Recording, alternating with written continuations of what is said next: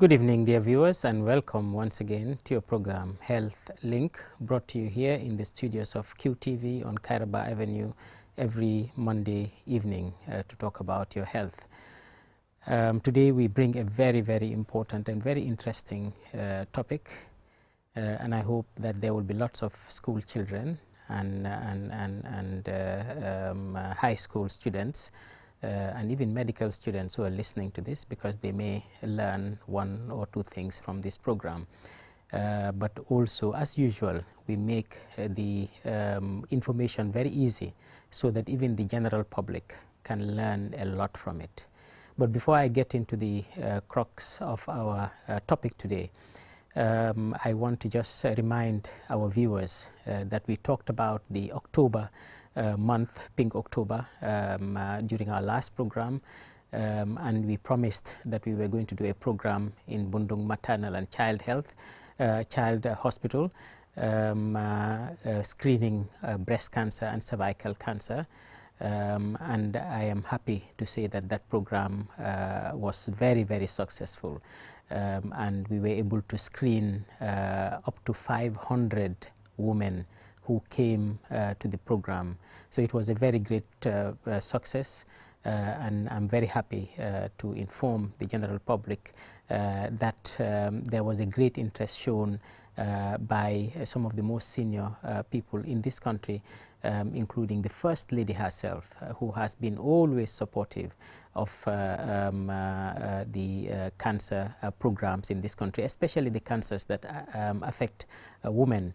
And I was very honored to hear from her on that day that she is a keen viewer of Health Link program. So, Madam First Lady, we greet you on today's program. We are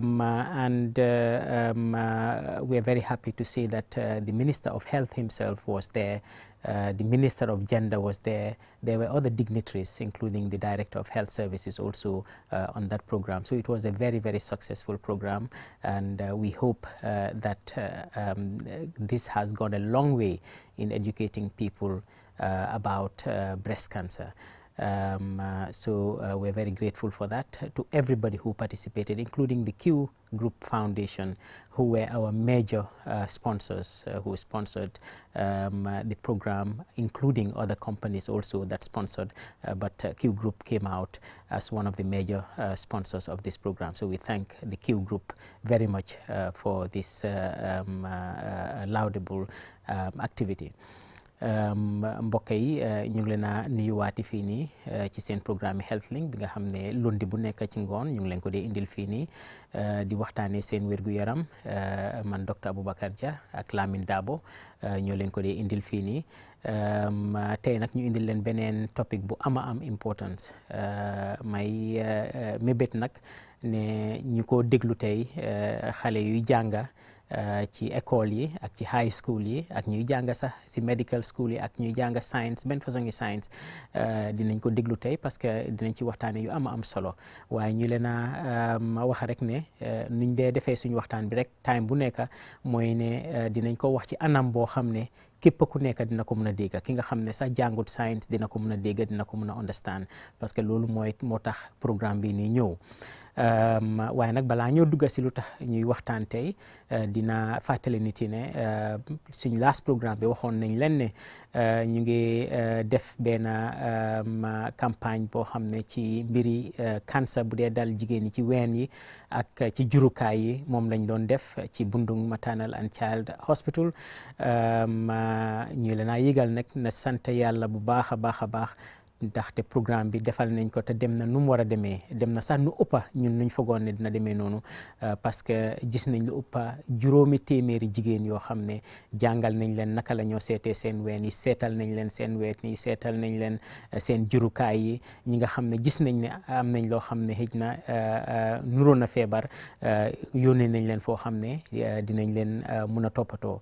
Loolu nag kon duñ ko mun a def su dutoon ay ndimbal yoo xam ne mbootaay mi am na ko woon bokk na si Q Group Foundation bi ak yeneen compagnie yoo xam ne dimbale nañ ñu ci lii nii waaye ñun am na leneen loo xam ne gën nañoo kontaanal mooy am na ay nombre tànk yi bëri ñoo xam ne ñëwoon nañ foofu bokk na si First Lady madame Fatoumata Bah Barrow mu ngi woon foofu noonu te moom yàgg na di ñu dimbale te yëg naa ci programme bi ci loolu noonu woon ne moom ci boppam wax na ne moom programme bii di HealthLink daf ko dee di faral di seetaan kon ñu ngi ko nuyu su nekkee mu ngi seetaan tey Minister of Health ñëwoon na Minister of Gender ñëwoon na am na ñeneen ak ñeneen ñoo xam ne ñu ngi fa woon gis nañ 700 nit yoo xam ne wan nañ leen naka la ñoo seetee seen ween seetal nañ leen seen ween yi seetal nañ leen seen jurukaay yi ba pare ñi nga xam ne am nañ loo xam ne war nañ leen a mun a faj foofu noonu def nañ ko ñi nga xam ne it tamit soxla nañ faj boo xam ne feneen lañ ko amee wan nañ leen yoon boo xam ne moom lañ ko amee kon loolu rek laa bëggoon a firndeel balaa ñoo dugga nag ci programme bi nga xam ne moo tax ñu jóg tey Lamin baraka bake badimolu be mol be kontonna albe dinkirato kal bismillah bi kumbe wala fannala jade kende ala kacha nyina karola docteur ye kumol yele menna dron wala be denning ning adiata ala e bi lungola na kachala fanna be nafa soto la bake abe karam la lafati anim fahamo la Kenya karamunto talbolie men yalon ko ibe karamu tema kunnan ko la fannala karamol men yalon ko fana wolem santo to la fannati ni nata ning jati kende ala karam bundalla men be banko kanjang ako fam mol men yalon wolle fanan kan no ma la moy rola fannala ibe fahamo sot la je baring akana ning kan wala le for nyami yalon ko abe kela kuti men be sone ala mo be ako dum jannim be dunna bi kumbe nyinna wala dala karola abela filat kadamen fo wolemu na kumben dole sotota nun komanto october karo nyin kono alola tale kore lungo mi yalon ule keta sibitoti pour kata ka kumben soto nyin october karo tile muang anin kononto bunnu na loptan ba nyinto jedum musol nata ke danku bake ayetande ko de asimfanya ta kutale bayring musol men yalon ko inata je pour ka mabe oke ka karandro soto hakil bulandro anin kiskisiro ila sunjolla alhalo la karola anila wulu nyango asiyata musu keme lulti la ko do sewo warta bake anata fo fana nyafa la fanna wala mu mol men yalon banko kanjang e mokko kumballeti banko ni nata first lady la karola Fatma Bah Barrow afon nata kama bele anu minister men fana marta ni nata kanyama sembentu ando musol ni ke wala jende la fannala kada dino la kunya la ma betale minister men fana be jar kende ala karola kata fo directo jar kende ala fannala aytande ko wolbe ma beta ni kunu kumba kotangol ako sembentu andro fanan sotota kabo kiw group la fannala anen compagnie dol men yalon ko yenyen kuota kaje ko asisoto no Gambia banko dingole anara fanan kayitandro ke kode anara ka karanko first lady ya itandala o bengoto ko ate fonka numero kele ni jar kende ala banta ba bunda nyina mi ala wole health linkti anu won nyafa warta bage akamda ko bi lungala nya diata alaye kacala fanna be kala muna fambati kabo karamundo talibole kata mol lamen yalon ko wolle be jama kono taring pour besi wala da soto jar kende ala simfanya kuma membe normal. Thank you, Lamin. Just before we go in again, I have mentioned everybody, but I didn't mention the main group that organized this, which is the C3G, Cancer Confrontation, Care and Consolation. So we thank all the members of this great group for organizing this. Mbokk yi dama fàtte woon a wax rek wax naa ñëpp nag waaye tudduma mbootaay bi nga xam ne ñoom ñoo jógal lii nii mooy mbootaay mu ñoo ooyee C3G mooy Cancer Confrontation, Care and Consolation. ñu ngi leen a gërëm ñoom ñëpp gannaaw ñoom mënuñ leen a taxawal lii nag ñu ngi ñaax nag nit yi su nekkee ne C3G soxla nañ dimbal ñu jox C3G ndimbal boo xam ne dinañ mën a faral di def li nga xam ne moom lañ defoon. baraka bake docteur badingolo docteur kamen fodro wolemu ni nata jimina be kanyinale bare dum moninkolo e ka ta surwalu bulle ko fengo fen jijata dro me amamandi wala sembo warta akamda kafo men fo yantinna nyi jata kende akumbe on sotota bundo ndaw loftan baro e ka fole C3G ako kafudingol be ibe tentula ke jayi ke nimbara bare tol mo mollete men yalon e londo la kese amen sotani fahamo e kanale kawji banku dingol la atra jori mantareje e ke fon fanan na kodo bondi le ka dapansi oto simfanya le mialo ila ka fola lodula akumata banko la karola ako fanan ninga tara ko momorandi imari be Gambia janwaram bantala wati o wati drong ning sulo be kering pour C3G la nyin sembentu andir kulu moy fengo fenkeje imari te ni misala bayri akata banko dingol le sementu ya Gambia banko kanjang ila jat kende ala ngaybo pour ko ta ka fahamun roning mako ro dila o fanna. Thank you very much, Lamin. So now we go to the main program, Lamin. The great topic in health that we are all talking about, that it has not died down, and I don't think it will die down for a very long time, is the issue of the children that died, that were dying actually a couple of months ago. It was a very sad issue, and I think we will do a big injustice if we just forget that issue so quickly. So we must talk about it, we must investigate it, we must find out what happened, and we must deal with it so that it does not happen again. And today's talk is going to revolve around that. But again, HealthLink is a program where we are not an emotional program. We don't talk about emotions that much. What we talk about is facts. What is the real fact? We will never say anything here that we don't base on actual facts. And all we are going to do today is to educate people about the facts that have gone on with this, and also because there is a suspicion that there are some medicines that are involved, to talk about how medicines are developed so that people can understand that and be able to make their conclusions. So the most important fact that we should know today, Lamin, is that what we call this disease is AKI, which presumes that these children died of acute kidney injury. That is what AKI means, acute kidney injury, which is just basically, for our viewers, let us just say kidney damage that has killed them. But I want to make it very clear in this program today, and inshallah next program I'm hoping to get, I was trying to get some people from the ministry, some people from WHO to join us in this program today, but we were unable to get that yet, but we're going to try to get it for next week so that they can also strengthen some of the things that we're saying. But the most important thing that we must all know today is that these children died of very complex issues. Among the issues that killed them was kidney injury. But when the post-mortem were done, and some of the people that post-mortem were done, it was found out that it was not only kidney injury that killed them. And this is proved by the fact that when we tried to treat their kidney injury only, we could not save many of them, because there were some other issues that were involved. So this is fact number one, is that it's a very complex problem. It's not only acute kidney injury.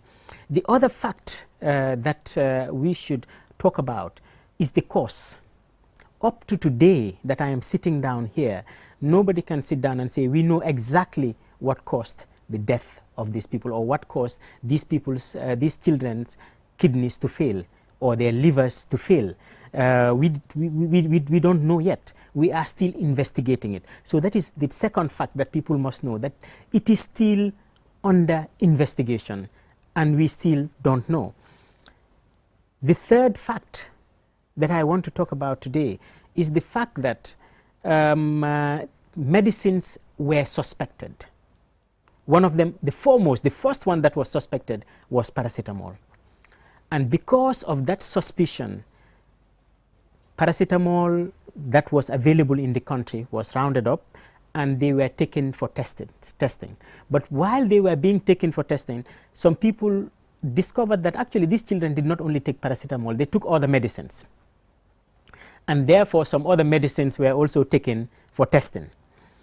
And so paracetamol was tested, cough syrups were tested, vomiting medicine were tested, because these children were having some of these symptoms and they had to take these medications.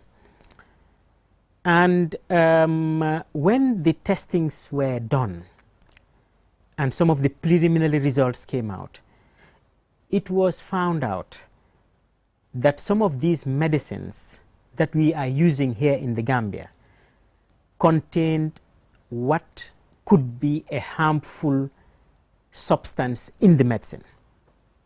That there are harmful substances in some of those medicine. And in fact, one of the main harmful substances that we were talking about, paracetamol, it was not found in the paracetamols that were here. It was found in the cough syrup and in the vomiting syrup that they were taken. And I think the most important thing that our viewers must learn here is that we were able to find that some medicines have some harmful products in them that could be harmful to people. But we don't know still now whether it is those harmful products that caused the problem in these children. And we don't know when those harmful products started coming in those medicines. We don't know how long they have been in this country. So it is because there was a problem that we tested it and we found out these products. So what I am saying in essence is that we suspect that possibly the medicines may be involved. Either they are the cause or they are not the cause, but something else happened to these children, and because of the harmful substance in the medicine, it made the child's condition even worse rather than making it better. And the medicine may not even be involved at all. So these are things that people are still trying to study. And that is why I want to bring somebody from WHO and somebody from the ministry, inshallah, next week, and we can talk about in details about those things so that we can make our people understand. But the reason for today's topic is not even to talk about this, but because some medicines are affected, I want our viewers to learn how medicines are produced, so that when they think about this, they will think about it with more knowledge. So before I go to the local language, I want to ask you, Lamin, as a layman in medicine, have you ever thought about, let us say, paracetamol, how it was developed until it reached your pharmacy so that you can buy it in the pharmacy? Have you ever thought about that? Do you know how, what processes it took to be made until now we have paracetamol in our pharmacies? No, not yet, doctor. So you've never thought. Many people won't think about it, and that is what I want to teach people today, is all the medicines we are having. What is the process that made that medicine to reach our pharmacies? So that is the program today, our dear viewers. Mbokk yi léegi nag ñu ngi ñëw dugga si programme bi. Programme bi tey lu gën a tax mu jóg mooy jàngal nit yi naka lañ dee defalee garab. Lu tax ñu indi programme boobu noonu tey mooy li nga xam ne moo fi xewoon te ba tey mu ngi métti nit yi ba tey wax ju bëree jóg na si kii mu ngi wax lii kale mu ngi wax la te lu tax nag HealthLink jóg mooy pour jàngal nit yi bañ am xam-xam bu doy boo xam ne ñoom ci seen boppa dinañ mun a xelaatal seen boppa ñu mun a nga xam ne duñ wax boo xam ne rek teguñ ko fenn.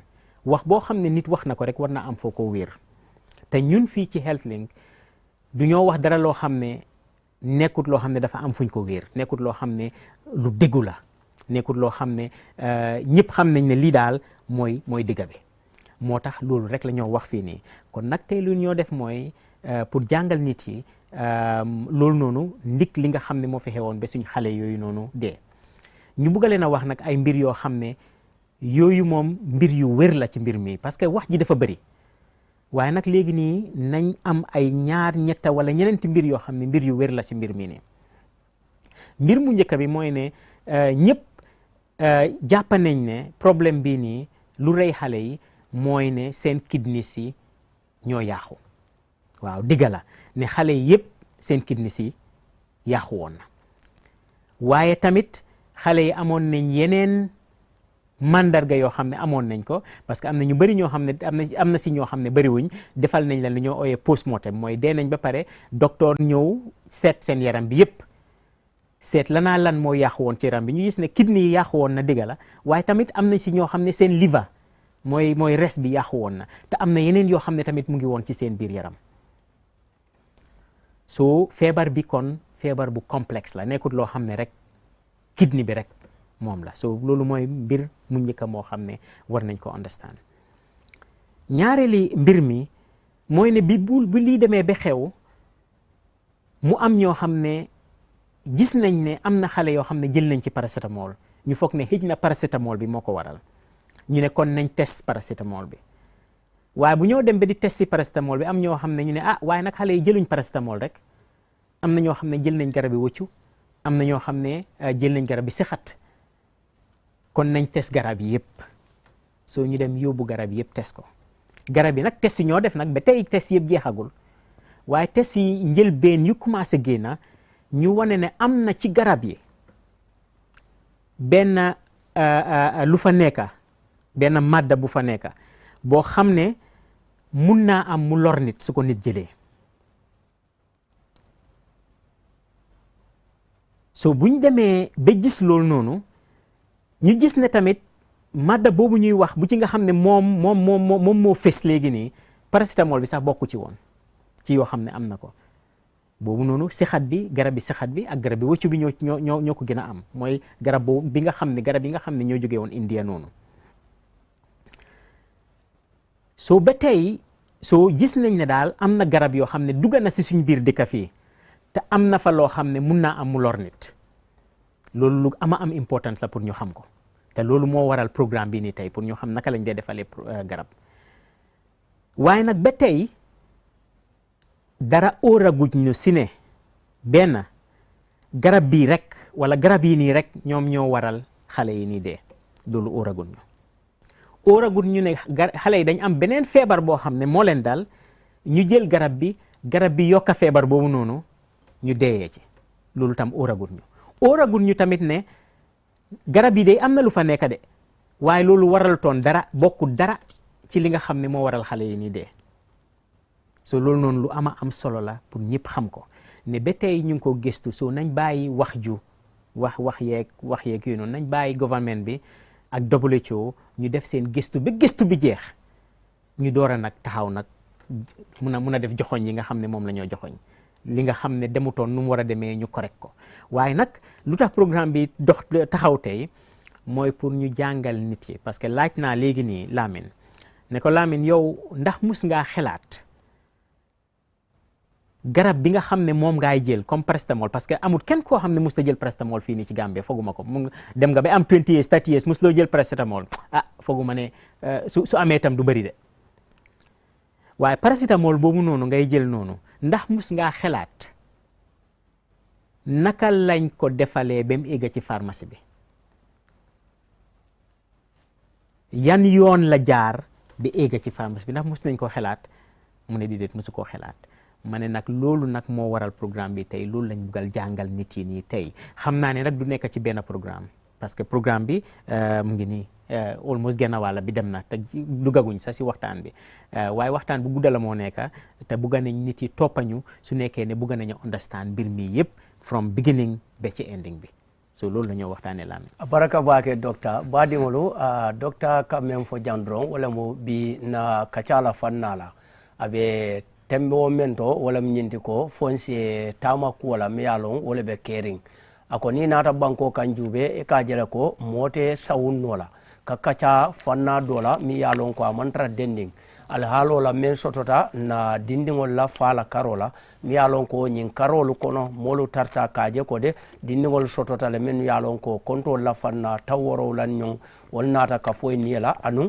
a sunta men na wo dalilo ñiŋ naata ka ke moo bee la suula kuwo ti bari coodiro la fanna la soboolu keta kuwol la le kiskisirolu fanaŋ be taamandi kaŋ ako bi kaca la fanna wo mina ka taamandi niŋ men na doroŋ wo le mu pour ka alhaalol ta ka juubee mi ye lon ko wole be tarla denniŋ o dindiŋol la faa ñiŋ na karo la folo ni naata ka juubee dindiŋolu kabirin tumala meŋ na i naata ka faa dati anu ye fo ko de itel dindiŋol la karo la alhaalo meŋ naata ka suute wo le mu i ye lanjuuroo soto i la kookilol ñiŋ na fanna la kookiloo law tiñaa mi ye lon ko a sotota dindiŋol la karo la biriŋ dindiŋol faata i maŋ na ka kuwo bula wo ñaama doroŋ bari ye dindiŋo doolu furewo taa le ka juubee doctorol mennu waanayaata wo karo la i naata ka kiskisiroo ke yo kiskisiroo taa le ka taamandi i naata ka je ko de dindiŋo doolu be je mennu ye a loŋ ko i la kookiloo dammaamal la njuuroo soto i la balajaatoo la suufoo la karo la bari niŋ naata hani doolu be je i la jusoolu la karo la wo bee naata ka la njuuroolu soto le i naata fanaŋ ka noomaroo ke meŋ be denniŋ booroo la fannaa la ka kiskisiroo ke ka juubee boorol la karo la ako jeeto i naata kaje ko paracétamol jiima yewota ka juube men ka di dinniŋol la i naata fanaŋ kaje ko dinniŋo doolu be jee de anata sen kanne ko toto boro dita wollal nu bayrin toto e wol batandi anata fanan ka jubero ta kake membe dending ni nata hani fono boro la dinno dolla karola anu bor gimalu be ye sambale kela al halota ka jube bari lonnal nata ka je ko de o boro la karola ye fenneta ka sute boro nyin kono mi yalon ko wolbe dending ni nata o boro la komen toto boro anu fono boro la karola ana manke ka fo ko prastamol jima nyin na fanna bari yaje ko ngay bew be jele mensi toro sabuno hada madun wala jat kendi ala karola wonata kake daliloti mi antina ministre bundani jat kendi ala kunda ba WHO inata kaje ko borol nyin pour banko kanjang isina kela kuolondi folo molla muna fandro la fannala bayri sobole kete la karola chodiri fengo fanambe borol nyinto mensi toro ta ka sababu ate docteur nata tenden kaitan roke ko ni nata ka jube banko kanjan sainte motel lono la iya foko tonya la nyina mu daliloti me yantinna dinnol la saya nyina ta ka sababu dinnol la karola fo ale halol beje me yalon ko woketa ngaybe doti nyim boro fananna ngaybo nata ka lawo kan ay ke jurumi la sapikandi ay na ke dinnol la saya la soto sababodi ko nyina tonya la fanna abe tembo mendo kiskisiro bunga babe o manna ka findi comme kiskisir folo men keta wonata ka chodirol ke tamanser ko wala wolnata ka ke nomar fendi ate docteur nara kaitan roke ko de bilunga la karola ni nara ka jube ntolla injati kende akumbengo amulon kaneri mi alon ko mol ka sotondi dalilo len nyanta ka soto fengo fembe fola jang ni jati kende akumbengo la fannala anyanda kala kuleti mari manya na fola e koko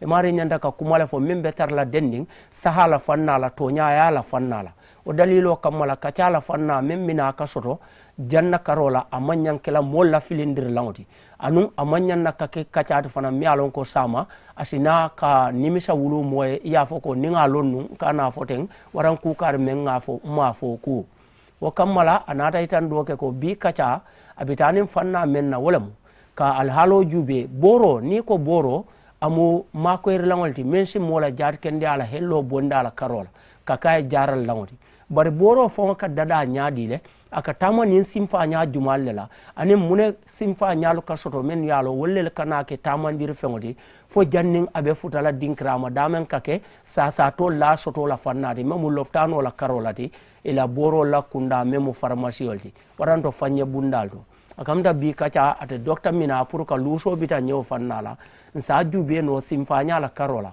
boro la dada al halo akabo sinjumal to ayta sinjumato ayta min tole fo janna be futala jama mo la sulo la fannala memu pharmacie la karolati pour sa to la mako erlang la fannala.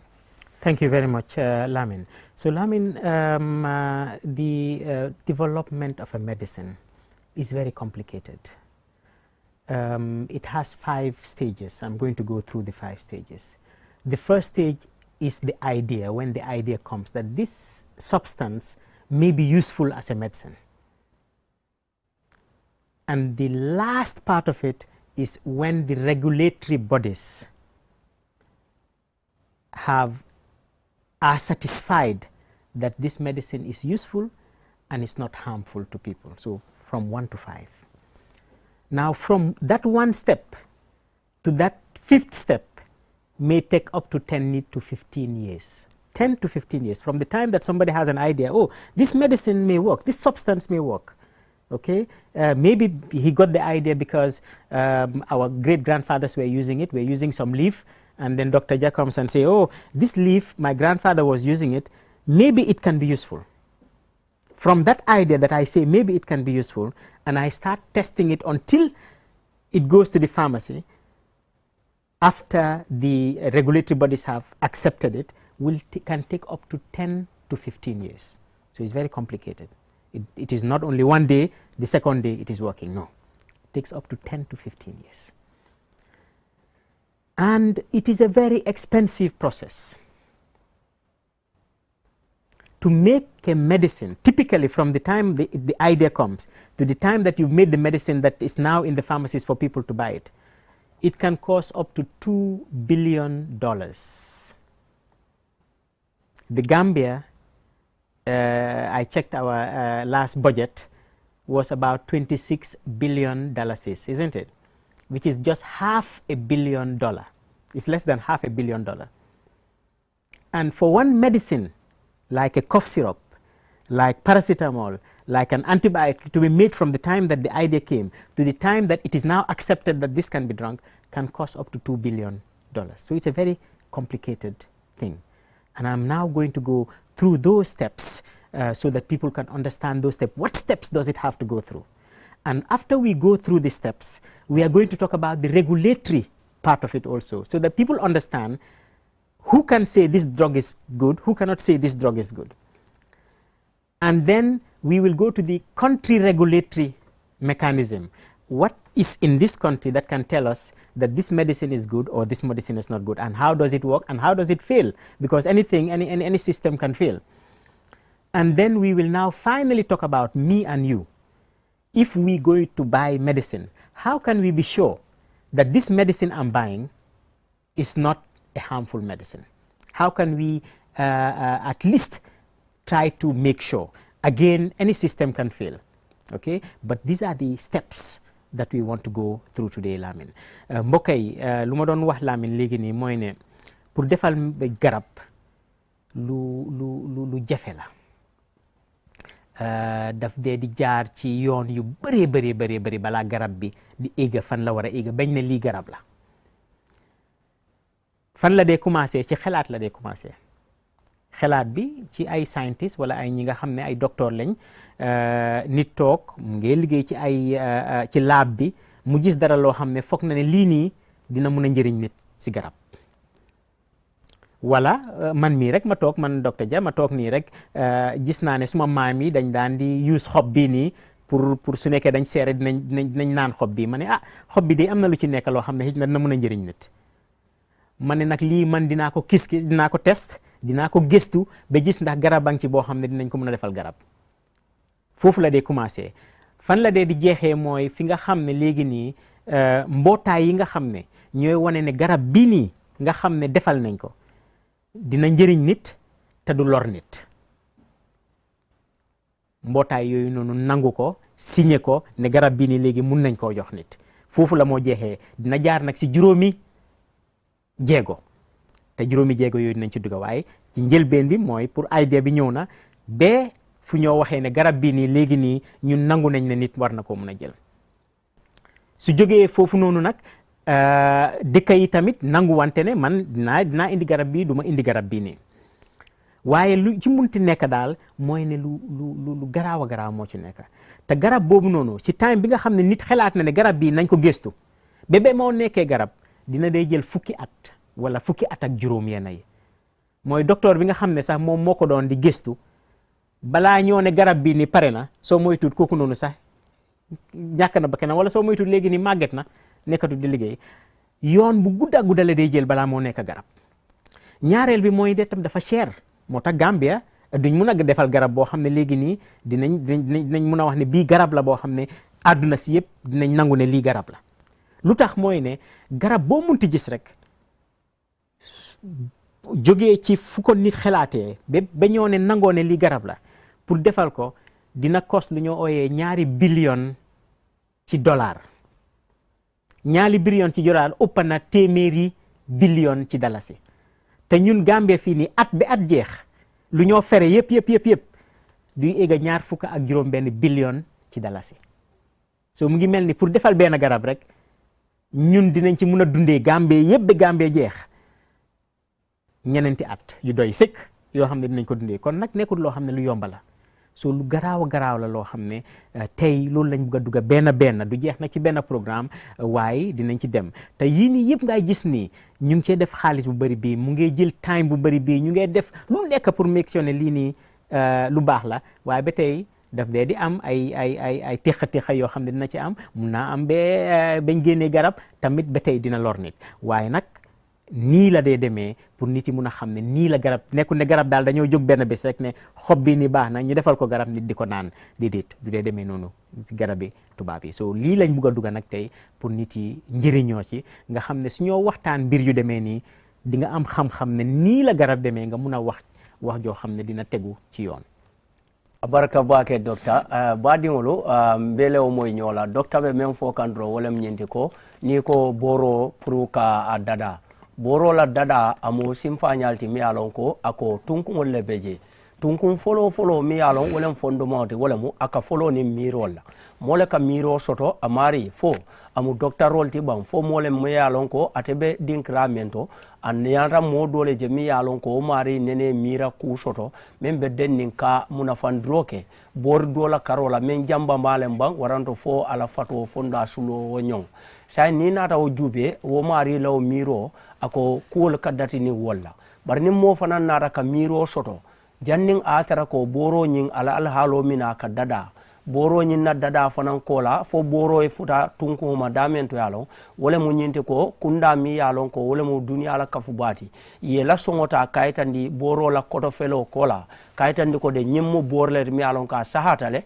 asimo jaranole misal fe ya chodi bala jato sufo damenna ni to liya ko nyin ko sonson e ka jube nole fo ate kala toro la sababoti mo la karola akodu ni wonata fo abe timmandila wala mu ila songote ware la balan wala fannala abuka ke wati sutun kuti ako boro ni ala ko mira boro la dada fo jannabe futala tunkunda pour ka timmandi aduyata nyonya nyama sanji tang akawokele kata fo sanji tang anilulu modol fanga beje misalo kama ako wolo ise boro la miro soto boro la dada nyinsike bar janni ba fala ko boro mina pour ala halo be timma akata dol beje fay kotota koboron war dol beje fay manna takara baluri o be dun ka soto no boro la karola ako bari ni ajube boro la dada anata kake simfanya de mi alon ko aka wati jamotale bari fanan ada nata kake kuti mi alon ko amansonia bari dolaro billion fula o mu konto de mi alon ni nata gambia dolla dala sola abitala le billion keme fula billion keme la fanala odumo kodolti mi alon ko ni banko jube to ladda panso akamda ko sanji kende nani gambia ladda panso men ka soto banko bela karola o sitano le katara balundi kawo boro la dada nyina fannala wala ne kaje banko dobe je e mirol soto boro la karola bareta dada no la nyin kama sartolu da panso men be larinje wala nata kake fenti mi alon wo soto tetel banko nyina karola ate docteur ko ni ajube simfanya folo nyin wo mu kuti mi alon ko kacha nyin datitala wala mu boro la dada ka dati ni mirol la science imfanya dolo e bebe kilin folale bari amu kule mi alon ko afanutale ata kunno la kumben kilin oto bi lunga la karola dron ninja ma mol bitalale juberla ni lamoyer la kendolo fo wato ben sola menna ngatra tunku lulo nyim bayndi kan membe denni boro la dada la fanala.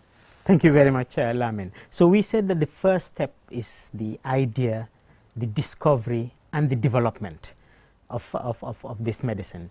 And when we first think this thing can work, we know the molecule, we know the chemical properties of this molecule, and we say this may work in this disease or that disease.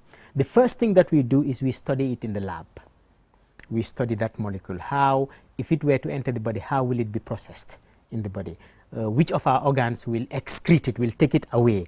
What happens to it when it gets into the body? So that is the first thing, and that is done only in the lab.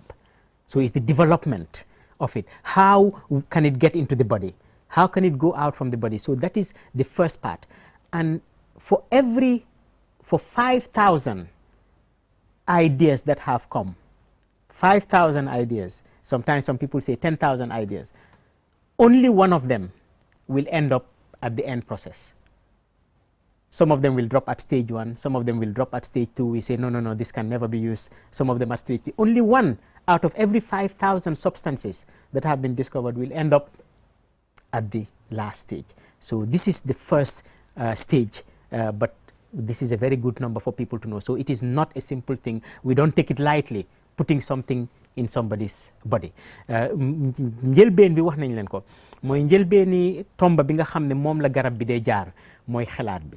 suñ demee ba xalaat ne lii de mun naa am njëriñ mu amal nit njëriñ lu ñoo njëkk a def mooy dañoo dem ci laab yi ñu gëstu ko ñu seet garab bii nii su duggoon ci yaram naka la moo def ci biir yaram bi naka la moo génnee ci biir yaram bi su duggee ba pare lan lañ foog ne daal dina ko mën a toppatoo ñu def ci ay gëstu yu bëree bëri ñu ne nag garab boo xam ne jaar na foofu noonu balaa moo egga si jeexit bi bañ ne bii garab la xelaat juróomi junni xelaat yu nekk wala juróomi junni idea yu nekk yoo xam ne génn na nit ne lii daal man foog naa ne garab bi dina dox juróomi junni yu nekk benn rek moo ci dee mun a éega si jeexit bi ñeneenti junni ak ñeneenti téeméer ak juróom-ñeent fukk ak benn bi yëpp dañ koo sànni ne bi day du amal nit njëriñ benn rek xëj na moo see jàlla so loolu tamit jar na ci xam ne daal yombaluñ ko balaa ñoo wax ne lii daal garab la boo xam ne dina dugg ci nit fekk jaar na fu sore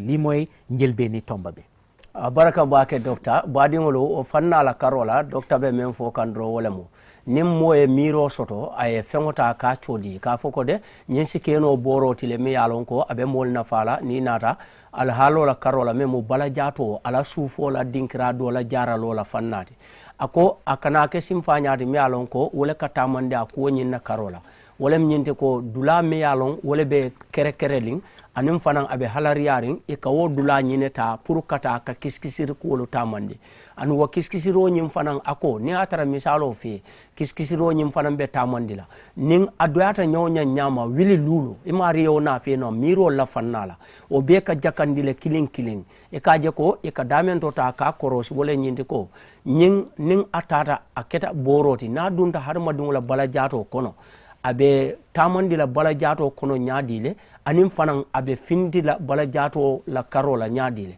akoto kummata bakele e kawto tale pour ka jeje ko womu kuleti mi yalon ko simfanya si nomaro ke wala o kiskisir alhalol men yalon wala katara dending ni nata kiskisir dinkra la fannala memu lapti e kaw ko nyintale katara jakandi kanje akoy kaje ko wili lulo miro la fannala membe laring e kana laba menna drong boro nyin na kolu nen abitala foy bafula timata dawoda akatara ko wili lulo la karola wili nani keme kononto tan kononto ni kononto o be ka fayle o be ka ke simfanyalti mi alon ka jolonne ni be tamandi kan ko nyin na fannala bayring bori dadamu kuleta manke alhalati mi yalon ko koronto tijie amurta fana mira sahari ngo dammale nyanta katamandi bayring molula samo wole be o boro la fannala abe kala beti ala fannati asina moluta ke nafa nimman tora ni ngay betata dunje fana wo toro minaka mollel take tora wala na manke kusone arendi e kaje ko jamaabi je fan wili lulo nyin na karola dol kana ja kali e ka jasa e kaje ko je kilinda male nata kata bar nyin donu be wol nata ka fayle abe kumayandrole mu kaje ko fengo fen nabe dunna bala jato kono mola karola a nyanta kumala le ay ke balo na farawte akana ke bayolo bala jato la ngay be rawti bayrin jaralo abe tata nata woka kela tunkungolti mi alon ko aka kumale fondoma wala fannala. Thank you very much, Lamin. I think time is fast going, and I am just debating whether to open the lines and continue the discussion. We will not even finish part of the second part, but I think this is really very important for our viewers to understand, and I hope that the viewers will follow this program, and those people who cannot follow every week, maybe they are busy, they can get it on YouTube. But I think for Gambians, let us understand this process so that we know the medicines we are taking, how is it developed. Beneen lu ma wax léegi nii rek xanaa ñu wax loolu balaa ñoo dem mooy ne maa ngi xalaat léegi ndax ma ubbi line yi ndax bu ñu ubbi line yi parce que waxtaan bi dina gudda te duñ ko mën a jeexal tey waaye bugga nañ nit yi bokk si te tey dugga nañ benn tomba rek ñu ngi war a dugga ci juróom te benn tomba bi rek ci benn programme bi ñaareeli tomba bi xëj na moo gën a gudda sax so duñ mun a jeexal yëpp waaye mun naa am ñu ubbi line yi ñu continuer waxtaan bi su nekkee ne calls amut waaye dinañ dugga ci ñaareeli line bi after su Lamin waxee lii ni baraka bake baadiŋolu mbe tembo men to docteur kam me itandirron wala ñinti ko bi bunda yeletale kaca ñin na fannala tunkun folo wala nata ka fo jama mol la karola pour mbesi fahamo soto no anin kalamtandiro borolu ila dada alhalo aka tamani simfanyal men na karola komen kaca ñin akonobe fanulale bi da mata fudinola o darilo kamma mina ka watol sotali ka tenten domandin fo jannim be tunkul lulol banna borola dada alhalo to jeto wato deteta ñoñang komen bele denta ñinna nin lamoyrla nin juberla kendolu o kammala laynol mina yella pour kaje ko nin men nata pour imari fen sotono jansarol la fannala e bajela ko wostara tamakan donc kaca fanan si tenten no niata kumandir la man nanan sike kumbewti mi yalon ko mbela dengo sa tenten wo nyama nyofo kalama. Thank you. So basically the lines are open 5050505 line yi léegi dinañ ko ubbi 5050505 ñu continuer waxtaan bi Lamin so ñaareeli tomba bi Lamin léegi nii passé na tomba bu njëkk bi gis nañ ne daal lii nii mun naa am ne su duggee ci yaram nit du lor nit gis nañ ne su duggee yaram bi am na naka la ko génnee ci biir yaram bi ñaareeli tomba bi nag mooy nag lu ñu ooyee preclinical test foog naa dama ko war na wax ci anglais njëkk balaa ñoo wax ci olof waaye naa ko wax ci olof léegi nii njëkka dinañ ko wax ci anglais preclinical test mu ngi mel ni am nañ koola nañ jël koola bi ñu demaati ci anglais hello. asalaamaaleykum docteur. waaleykum salaam wa rahmatullah. jërëjëf ci seen programme bi. jërëjëf sa wàlla. man de leen rek moo ma jaaxal. waaw. loolu mooy su fekkee ne ni nga ko waxee noonu la demee. lu mel ni su xewee. ci réew. comme que nguur gi ci nga xam ne ñoom ñoo responsible. war nañu ñëw leeralal nit ñi comme ni ngay wax ni. waaw waaye loolu ci suy réew mi fii loolu amul. incha allah man comme ni ma ko waxee maa ngi jéem pour nga xam ne dinaa ci indi kenn ci nguur gi indi kenn WHO incha allah next week ñu bokk ci waxtaan bi. waaye maa ngi wax bi mu commencé. ba WHO. feeñal lii. bi ko WHO feeñalee ak léegi ñaata week la. wax nga boobu ak léegi. waaye nguur gi waxuñ ci dara lu am fayda ba pare. ñoom li ngay wax nii sax ñoom doo mën a xam nañ ko ci. parce que ñoom li ñuy def rek mooy cover up for themselves to cover up the matter. man loolu laa gisee ñoom ni ñuy doxalee. waaw noonu la léegi nii daal man lu maa mun a wax rek mooy ne ñun fii nii dëgg bi la ñëw bëgg a ñëw waxtaanee ko te man dinaa jéem lu ma munti def pour government officials si ñu bokk ci waxtaan bii nii ci suñ programme bi. parce que ñun programme bi lañ am contrôle on. waaw yow kay rafetlu nañ sa taxawaay trop. waaw waaye nag mun naa laa wax ne daal xëj na ñoom waaye su may waxee mooy. allo. waaw maa ngi ñu laa dégg la. waaw su may waxee mooy nguur gi ci seen bopp. ay docteur ak i borom xam-xam ñoo fa nekk comme yow. waaw. waaw am na si ñoo xam ne sax ñoo ma ëpp xam-xam ci lii.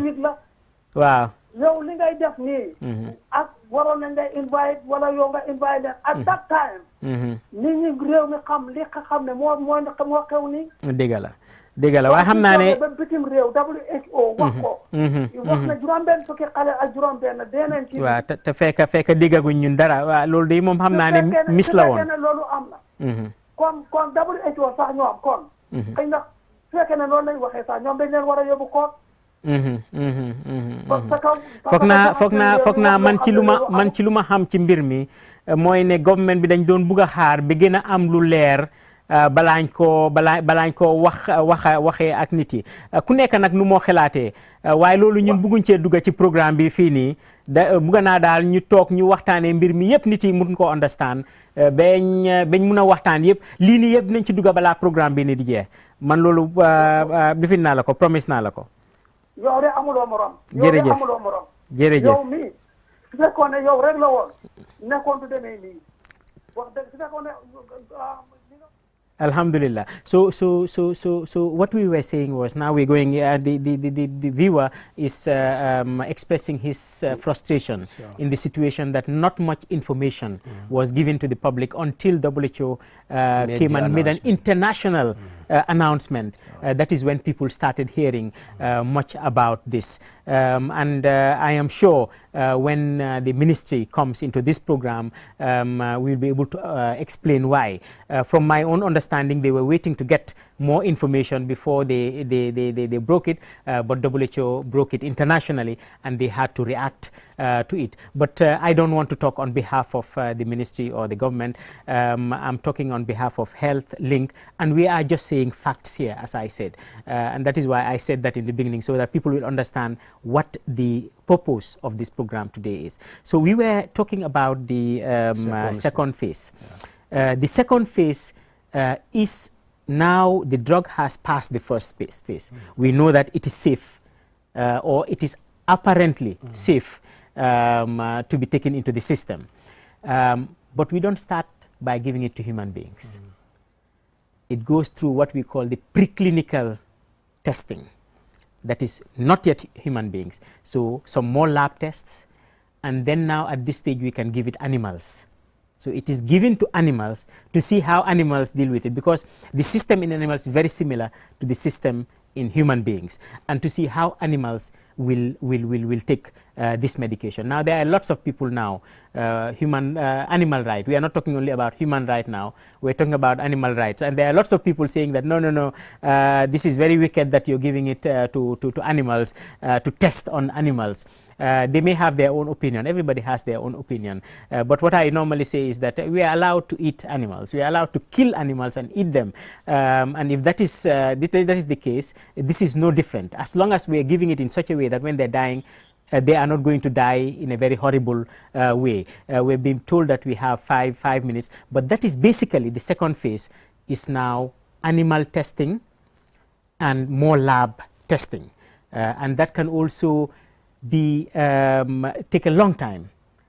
And it is said that up to less than 50% of the medicines that have reached this stage will go to the second stage. A lot of them will also be dropped at this space. lu ñu doon wax rek mooy ñaareeli test bi nga xam ne garab bi dina ci jaar, wala ñaareeli tomba bi nga xam ne garab bi dina ci jaar, mooy ne garab bi dina jaar si lu ñu ooyee preclinical testing, mooy ne balaañ koo jox nit dinañ defaati yeneen test ba pare test ko ci ay rab, lu mel ni jënax, lu mel ni golo, lu mel ni muus. Yéenay sax léegi ñu ngay wax lu mel ni jën, because am na ñoo xam ne léegi nii ñu ngay xeexal rab yi. ñu ne léegi nii rayti rab yi, xam nga léegi nekkatut rayti nit yi rek, rayti rab yi tamit, parce que waruñ koo testi rab, parce que loolu soxor la ak noonu. Kon ñun fan lañ koo testé, te ñun ñu ngi nii ñu ngi rendi ay nag di lekka. Tey rek ci ngoon lekka naa ganaar, so ganaar boobu noonu dañ am pour rey ko balaañ koo lekka. Kon ñu understand noonu xëy na dinañ xam ne lii njëriñi nit yi la, moo tax ñu ko defee noonu. Gannaaw daal su nekkee ne mu ngee lor rab bi, duñ ko lor bu métti, comme nu ñoo rendee, xam nga si suñ diine dañ ne sooy rendi nga rendi bu gaaw bu ko lor.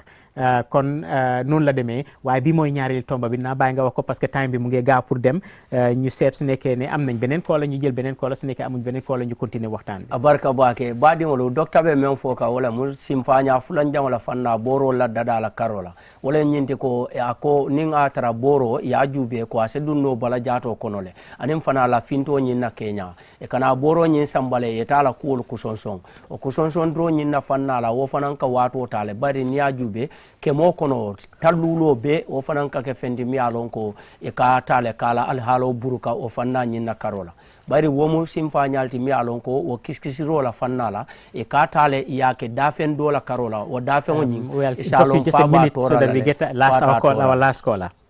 We'll just interrupt a minute. Yes, last caller, we have just about a minute for you. Hello. Hello. Okay, mu ngi mel ni lose nañ, we've lost it. Yes, go ahead. Fanna mi yalon wala mu kiskisiro ñinte ako e ka dafen do la jube dron akam daw dafen wala Assalamu alaikum. Wa alaikum assalam wa rahmatullah. Dr. Dia. Yes, sir. Alhamdulillah. Man la Taib Fall maa ngi waxee ci Bundung. Jërëjëf Fall. jaay waay naka sa programme bi maa ngi ko dee follow up nag wax dëgg yàlla. Masha Allah, masha Allah. Programme bi am na solo lool.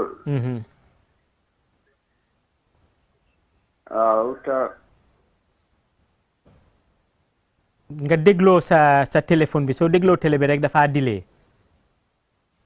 waaw li nga def ni nag ñu ngi ko rafetlu bu baax. te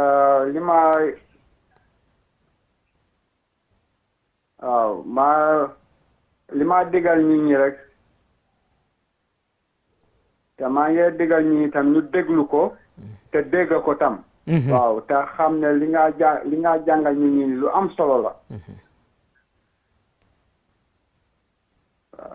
jërëjëf foog naa time bi mu ngi dem waaye ñu ngi rafetlu sa waxtaan sa loo wax léegi nii dinañ bàyyi rek ba beneen yoon nga mun a dugga nga gën a wax ci mbir mi. Lamin, just continue. Doctor yo comme mbay man fo kandro wala nyinti ko ako e ka dafengol ta ya jube o dafengol nyinna fanna kamunta manke hada madumoti ni be ko to felero kele ka ke dafengol la karola ako modol fam bije ka fo ko dafengol la nyanto saybe wala kele kan jamano kono ako tonya wolbe dafengol la nyanto kele kan bari nyanta men faham la wala mu nyim manke ko tilimbal yala ba ko ma waranto tawnte ala bije bari e be menke kandro wala hadama dum la samo kamma wala nay ko dafi wala ko nyinta ka boro nyin jarabe ala karola anu nimmanto rabe la fila dafi wala karola don o kaw marti wala soniata dina ya bula kafo abita hadama dum nyin na fannala kam da wala simfanya fula nyawdi wato fila ay mol jamfa. Yes, ay mol jamfa. So that's it. We have run out of time, but I'm just promising that if people follow us, they will understand all these 5 processes, and they will also understand how these processes can go wrong, such that we have a similar situation that we have had in terms of finding some harmful material inside some of these medications.